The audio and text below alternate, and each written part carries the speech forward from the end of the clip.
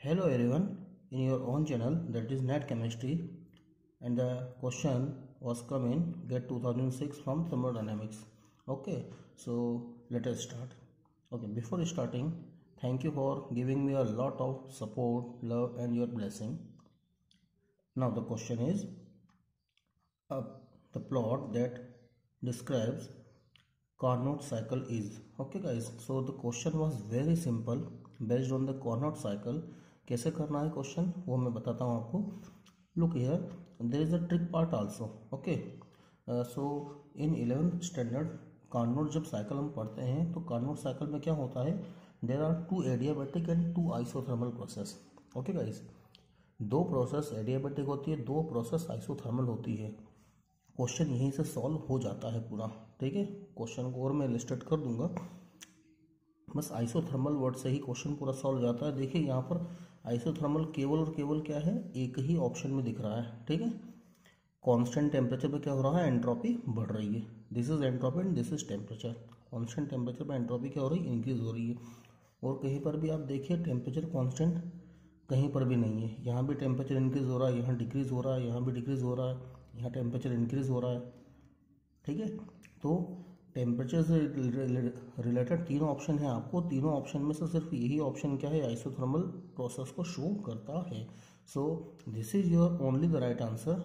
ठीक है, इसको एक्सप्लेन भी कर देता हूँ मैं. क्या होता है इन कार्नोट साइकिल, क्या होता है, 4 प्रोसेस होते हैं. ठीक है, मेनी ऑफ द स्टूडेंट्स क्या करते हैं, ये वाले ऑप्शन पे भी गए थे क्योंकि प्रेशर वॉल्यूम का जो ग्राफ होता है एक्स और वाई एक्सिस वाला, वो भी क्वेश्चन मतलब हम लोग पढ़ते हैं. ठीक है ना, तो जनरली हम क्या ग्राफ पढ़ते हैं कार्नोट साइकिल का, ये ग्राफ होता है. ठीक है, ये वॉल्यूम एक्सिस होता है, ये प्रेशर होता है.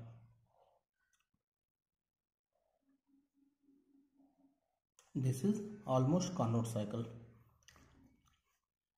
ये क्या होता है, सबसे पहले तो हम क्या करते हैं, ए बी. ठीक है, तो ए से बी में जाते हैं तो हम क्या करते हैं यहाँ पर, that is called isothermal expansion. ये वॉल्यूम बढ़ रहा है, वॉल्यूम बढ़ रहा है, इसका मतलब एक्सपांशन हो रहा है. तो फर्स्ट वाला क्या होता है, आइसोथर्मल एक्सपांशन होता है. जितनी आप हीट देंगे उतना क्या होगा, आपका वॉल्यूम में चेंज हो जाएगा. तो टेम्परेचर आपका चेंज नहीं होगा, जितनी भी हीट देंगे वो पूरा का पूरा वर्क में कन्वर्ट होगा. तो that is called isothermal expansion. उस वक्त जितने भी आप हीट देते हैं एट कांस्टेंट टेम्परेचर पे, ठीक है ना, कांस्टेंट आइसोथर्मल बोलो ना, कांस्टेंट टेम्परेचर पे जितने भी आप हीट क्या करते हैं, सप्लाई करते हैं, उसी को क्या बोलते हैं आप, एंट्रोपी बोलते हैं. तो टेम्परेचर तो कांस्टेंट रहेगा लेकिन एंट्रोपी क्या होगी आपकी, चेंज होगी. और एंट्रोपी क्या होगी, पॉजिटिव होगी. ठीक है, so which shows by option A, temperature constant है लेकिन एंट्रोपी क्या हो रही है, इंक्रीज हो रही है. तो ये आपका क्या है, राइट आंसर है. ठीक है स्टूडेंट्स, तो और अगर आप ग्राफ पूरा समझना चाहते हैं तो पूरा भी समझ लीजिए. ठीक है ना, बी से सी में क्या होता है, बी से सी में क्या होता है, अब आप क्या करते हैं, टेम्परेचर को इंक्रीज नहीं करते हैं. आई एम सॉरी, आप क्या करते हैं, हीट को सप्लाई नहीं करते हैं. हीट को सप्लाई जब रोक देते हैं हम तो क्या होता है, अंदर क्या होता है, हीट सप्लाई तो बंद हो जाती है लेकिन उसके बावजूद भी क्या होता है, एक्सपांशन थोड़ी देर तक और होता है. ठीक है, कांस्टेंट हीट पे एक्सपांशन होता है. एट दैट टाइम क्या होता है, टेम्परेचर कम हो जाता है. ठीक है ना, तो इसको बोलते हैं आप एडियाबैटिक एक्सपांशन. एडियाबैटिक एक्सपांशन, तो एडियाबैटिक एक्सपांशन जब होगा तो हीट सप्लाई कितनी हो जाएगी स्टूडेंट्स, हीट सप्लाई तो क्या हो जाएगी, जीरो हो जाएगी. ठीक है ना, तो क्या हो जाएगी आपकी एंट्रोपी चेंजेस भी क्या हो जाएगा, जीरो हो जाएगा. मतलब एंट्रोपी क्या हो जाएगी एट दैट टाइम, कांस्टेंट हो जाएगी. तो देखिए एंट्रोपी क्या हो रही है उस वक्त, कांस्टेंट हो रही है. ठीक है, उसके बाद में क्या है, कंप्रेशन की बारी आती है. दिस इज क्या, वॉल्यूम में डिक्रीजिंग. तो इसको बोलते हैं क्या आप, फिर क्या होता है आपका पिस्टन जब ऊपर जाके जब नीचे आता है तो यहाँ पर क्या होता है, अगेन जितना भी क्या होगा, जब पिस्टन क्या होगा नीचे आएगा एट दैट टाइम क्या होगा, आपका जितनी भी हीट है वो क्या हो जाएगी, बाहर निकल जाएगी. ठीक है ना, तो टेम्परेचर आपका क्या हो जाएगा, कांस्टेंट रह जाएगा. तो यहाँ पर अगेन क्या होगा, आपकी एंट्रोपी चेंज हो जाएगी. हीट क्या हो रही है आपकी, बाहर निकल रही है कांस्टेंट टेम्परेचर पे. तो यहाँ पर एंट्रोपी हो जाएगी, वो भी क्या, नेगेटिव में. ठीक है, ये सी एंड ये डी, सी से लेकर डी तक का, ये A B C C D और डी से अगेन ई. ठीक है ना, this is called adiabatic compression. यहाँ पर भी एडियाबैटिक कंप्रेशन है तो डेल्टा क्यू कितना हो जाएगा, जीरो हो जाएगा। तो एंट्रोपी फिर क्या हो जाएगी, जीरो हो जाएगी, मतलब चेंज इन एंट्रोपी क्या हो जाएगी, जीरो हो जाएगी।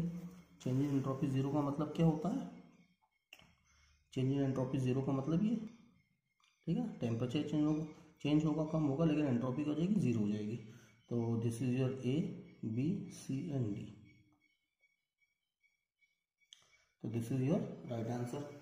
अच्छा ये क्यों नहीं होगा, देखिए इसको भी समझिए, ये क्यों नहीं होगा, क्योंकि यहाँ पर देखिए क्या है, किसी भी ऑप्शन में क्या है, प्रेशर और वॉल्यूम में चेंजेस कांस्टेंट नहीं हुआ, मतलब चेंज जीरो नहीं हुआ। या प्रेशर और वॉल्यूम हमेशा क्या हुए, चेंज हुआ। यहाँ भी प्रेशर कम हुआ, यहाँ भी प्रेशर, सॉरी यहाँ प्रेशर बढ़ा, प्रेशर कम हुआ, प्रेशर कम हुआ।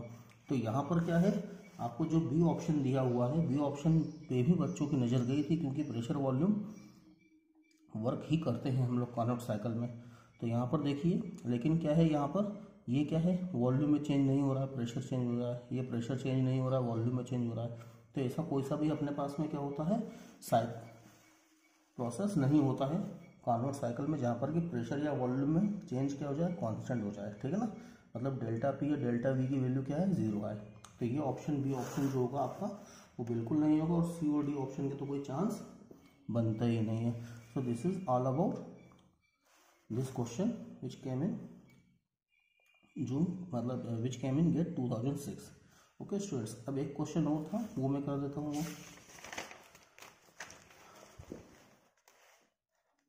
Let me adjust the angle first. The temperature of 54 gram of water, 54 gram of water is raised from 15 degree centigrade to 75 degree centigrade at constant pressure. Okay, the change in the enthalpy of the system, enthalpy, you have to find out the enthalpy of system. Okay, now आपके keywords आप पकड़िए किसी भी question में। इसमें क्या मैंने बोला था ना कि बैकबोन होती है, और क्वेश्चन की देखिए ये कांस्टेंट प्रेशर देकर रखा है, ठीक है ना। कांस्टेंट प्रेशर पे जो भी आपकी हीट तो चेंजेस होगा, क्योंकि आपको टेम्परेचर चेंज करना है। 15 डिग्री सेंटीग्रेड से 75 डिग्री सेंटीग्रेड टेम्परेचर चेंज कर रहे हैं, तो यहाँ हीट चेंज होगा।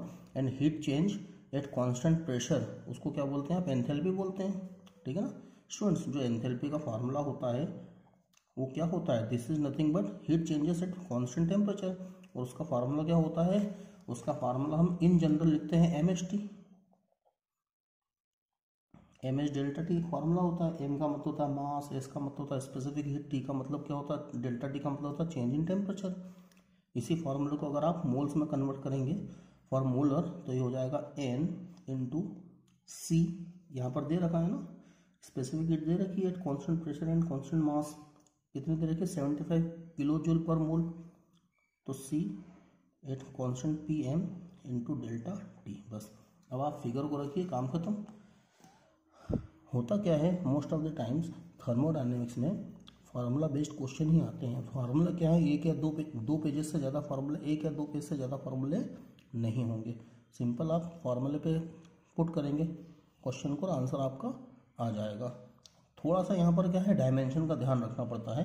डायमेंशनली अगर आप क्वेश्चन करते हैं तो कभी भी किसी भी कॉम्पिटिटिव एग्जाम में क्वेश्चन आपका गलत नहीं होगा। देखिए कैसे, एन का मतलब हो गया mole, 54 gram of water means कितने, 3 मोल्स ऑफ वाटर, ठीक है। 54 gram that is equal to 3 moles of H2O। तो यहाँ पर 3 रख दीजिए, this is 3 mole into what is this is specific heat, कितना दे रखा, 75 जूल पर केल्विन पर mole into delta T, change in temperature 15 degree centigrade से 75 डिग्री सेंटीग्रेड, मतलब कितना हो गया, यहाँ पर देखिए 15 से 75, ठीक है। तो ये आपका कितना हो जाएगा, 60 डिग्री सेंटीग्रेड। तो चेंज इन टेम्परेचर कितना, 60 डिग्री सेंटीग्रेड, इसको 60 डिग्री सेंटीग्रेड को 60 केल्विन भी बोल सकते हैं, ठीक है। एक टेम्परेचर एक ऐसी क्वांटिटी है जिसमें क्या होता है, CGS यूनिट से SI यूनिट में चेंज करते हैं तो क्या होता है, फिगर में कोई भी चेंज नहीं आता है। अदरवाइज आपने देखा होगा 1 centimetre equal to 1 metre equal to 100 centimetre, figure change हो जाता है जब हम एसआई से सीजीएस यूनिट में जाते हैं तो, लेकिन टेम्परेचर में ऐसा नहीं होता। This is CGS unit and this is SI unit, figure change नहीं होता है। ठीक है, अब देखिए केल्विन इनवर्स से केल्विन कैंसिल हो जाएगा, मोल इनवर्स से मोल कैंसिल हो जाएगा, बच क्या जाएगा आपका, जूल बच जाएगा। इसका आप अगर कैलकुलेशन करेंगे then this is equal to near about 13500 joule, जिसको अगर आप किलो जूल में कन्वर्ट करेंगे तो this is 13.5 kilo joule. So your answer is B. So B is your right answer.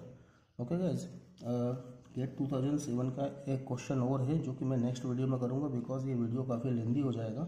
ठीक है, नेक्स्ट वीडियो जल्दी अपलोड करूँगा। Till that take care, thank you very much.